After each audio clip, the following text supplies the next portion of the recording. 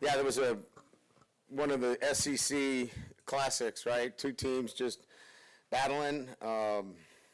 We did whatever was necessary to win the game. Defensively, obviously the 5 turnovers, playing to our defense. Grant Chadwick was outstanding. I'm sorry that that doesn't sound appealing to you folks, but I really don't care. We're trying to win football games. We flipped field position, and I think he had 4 inside the 20. 4 inside the 20. He was our weapon on offense today, and that's how we needed to win the game. We came up with a big play with the run at the end of the game to salt it away. And just really, really pleased with our guys and the way they handle things. You lose arguably your best defensive player in the first series, then his brother goes down, but we got a third Weeks. And so we brought in the third Weeks. Not sure he knew exactly what was going on, but he's game, which is great. And that's what I love about this group. They just kept battling. Where a lot of teams would have been deflated in the way that went against us early on, they kept playing, believed that they were going to win. And sometimes I think as fans you got to understand there are ways to lose that game if you're not smart. And I thought we were very smart in the way we managed the game, and managing it was for the outcome that we got, and that is winning a football game in the SEC. This is a journey. This is a long time. Do we want to clean up things? Absolutely. But, again, holding somebody to 10 points that has talented players on the offensive side of the ball, and then finding a way to win the game, really proud of our group. So with that, questions? Brian in the back, I know you love these immediate post-game sessions, but what are you seeing with your offense? Stop. Really? Is that the first question? We won the game 20-10. Try another question. What do you want me to tell you? I just laid it out for you. We played the game to win the game. We played the game to win the game. All right. How about third down then? What is going on with third down? It's one game. Last game, we were great on third down. You're looking at this from the wrong perspective. LSU won the football game. Won the game. I don't know what you want from me. What do you want? You want us to win 70-0 against Florida to keep you happy? No, I think people want to know why you can't run the ball, quite honestly. We can run the ball. Did you see the last play of the game? That's all you need. You just need one. There's a ridiculous questions. And I'm getting tired of it. That football team just worked their tail off to get an SEC win, and you want to know what's wrong. You know what? You're spoiled. You're spoiled. This team is 17-1 at night. 17-1. Give them some respect. How about that? Give them some respect instead of micro-analyzing every little thing. This is ridiculous. For a group of seasoned reporters, that kind of question is so out of line. Coach Deshaun Spears, 2 interceptions tonight. It seems like he's worked into a role on an That's important a role great on, question. Thank you. It seems like he's worked into a role on third downs in particular. And you know what? Because he's been grinding. He's been grinding. Every single day he comes in and he's looking for an opportunity to get on the field. You're my favorite reporter now. Thank you. Next question. Who's got it?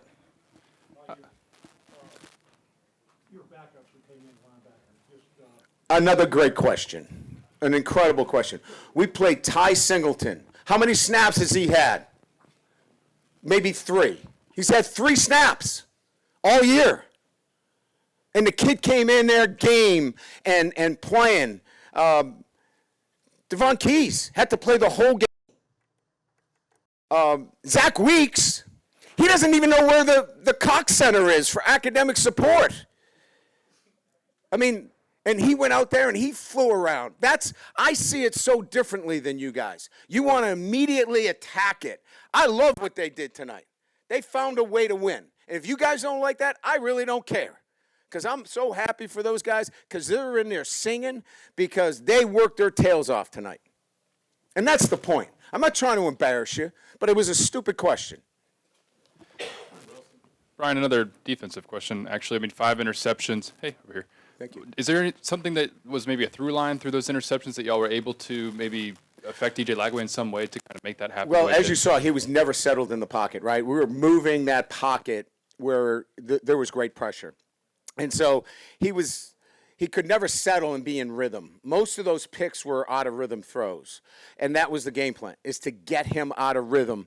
We brought a lot of pressures. They were 5-man pressures, so we were in good coverage situations where we had some zone defenders through some of our simulated pressures that allowed us to be in a really good position. So we weren't caught in many situations where we were strictly in a one-on-one situation. We could have somebody that was overlapping from top down.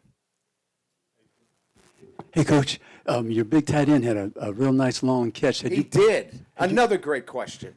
Had you practiced that play, or is that a new play, or is that Well, something it was you? a play-action pass, right? And so that safety had been coming down and fitting the run. One of the reasons why we struggled a little bit, they had the extra hat in there, and we were pretty conservative, not wanting to throw the football. And sooner or later, you got to hit some of those plays, and we were able to hit the tight end off of a play-action seam route. Brian, it's not a question for the game, but when the league moves to 9 games, this is possibly a game that could fall off of the schedule. Oh, really? So, I didn't know that. potentially, they haven't announced who the permanent opponents could be. So, Yeah. I mean, would it be beneficial for this game to not be played every year, or is there something to the LSU-Florida rivalry? It's a question that really I don't have a great answer for, because I don't know what that's going to look like moving forward. I know that you're going to get 3 natural rivalry schools, that you'll continue to play. And then within I believe, a 4-year window, you'll play everybody. So you're right. I mean, there's a chance that this won't be a game that we play every year. But you saw it. I mean, there's great emotion out there. The fans are into it. We got wristbands. We got lights. Somebody said the Tiger was great at dancing in the end zone to keep everybody happy, because nobody likes the offense. You guys are killing me. Yes, next question. Yes, Brian, right here. Just the update maybe on West Weeks. Just Yeah. what is it? And then Braylon Moore to go out there and give you everything he had Yeah, tonight. Just no what do you doubt. say about Another him? great question. Braylon was so gritty to go in there and play. I mean, he had high ankle sprain. And he was like, Coach, I'm going to find a way to play. And he told us that earlier in the week, and we were just really safe with him and careful with him, and did a great job. It's a calf injury with Wes. We don't think it's, a serious injury. It's not a knee. It's not an ACL. It's not an MCL.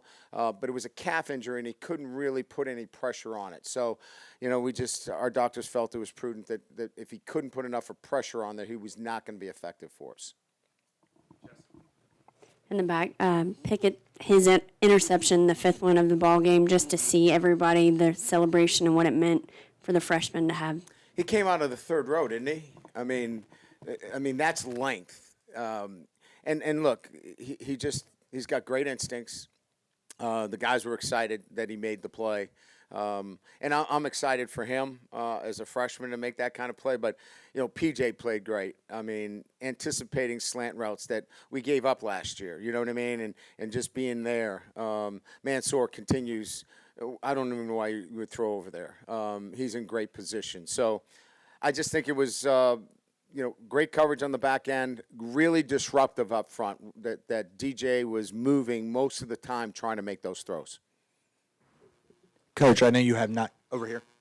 I know you have not seen game film yet, but your early assessment on what you saw out of Garrett tonight. I thought he did some things better. Obviously, the interception can't happen. I mean, we've talked about it enough, and I'm not going to beat him up here. And he knows. We got to take care of the football. And the way we're playing offensively, we have to be smart, right, and take what the defense gives us. We're in field goal position there, and we got to get 3 points on the board in that situation. So piecing it together. Remember now, we had 4 NFL draftees off that offensive line. 4 guys that got drafted in the NFL. I don't know if anybody really knew that. These guys are working hard to get better. I'm with them every single day, and I watch them, and they're going to have to get better. There's no doubt. But they're committed, and we're going to commit to them, and we're going to keep working with them. Coach, did you get a good look at the targeting call on what weeks, and if so, what'd you think of it? It's a fair question that you've asked. I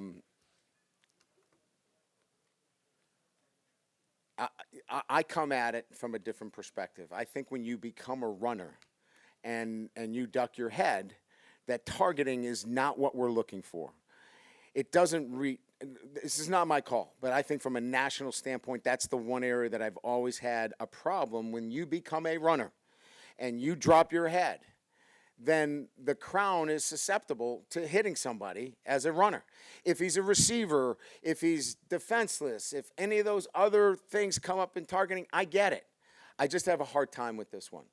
I guess they watched it, and he must have hit with the top of his head, the crown. And if you hit with the crown, then it meets targeting. So I understand that. I'm not here. I just philosophically have a hard time when a guy becomes a runner and he ducks his head. That's a difficult burden to put on a tackler.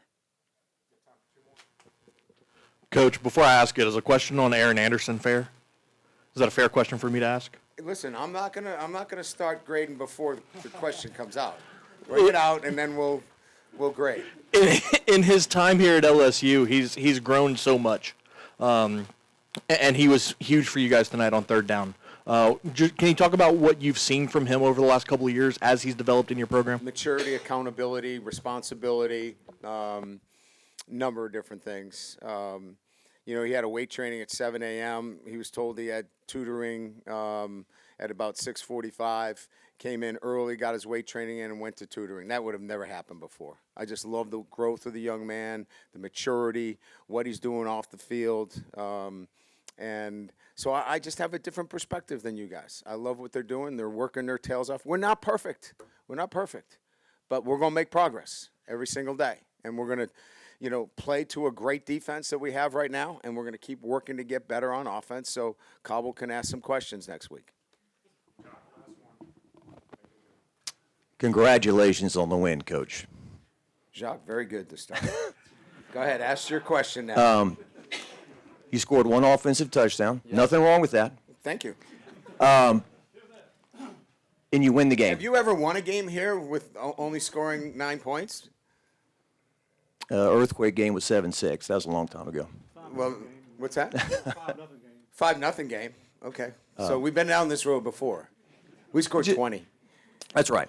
So how much has your defense improved in a year to put them out there and to play the way they are? And you lean on them to win games now. We're leaning on them to win, right? I mean, guys, you guys were here when we had a prolific offense. That doesn't work. You can't outscore people and be a championship team. You can build your offense around the defense if it's that good. And that's what we're going to do. We're going to get better on offense, be more efficient. But at the end of the day, we're not going to put our defense in a bad situation. And that's what we have to get better at. If there's some takeaways from here, it's really about ball control, flipping the field, doing a better job of being more efficient in third down situations when we can run it in third and short. And maybe we got to get in the eye like we did at the end there with a fullback back there and pound the football. If that's what we have to do, that's what we're going to do. Good question. Thank you.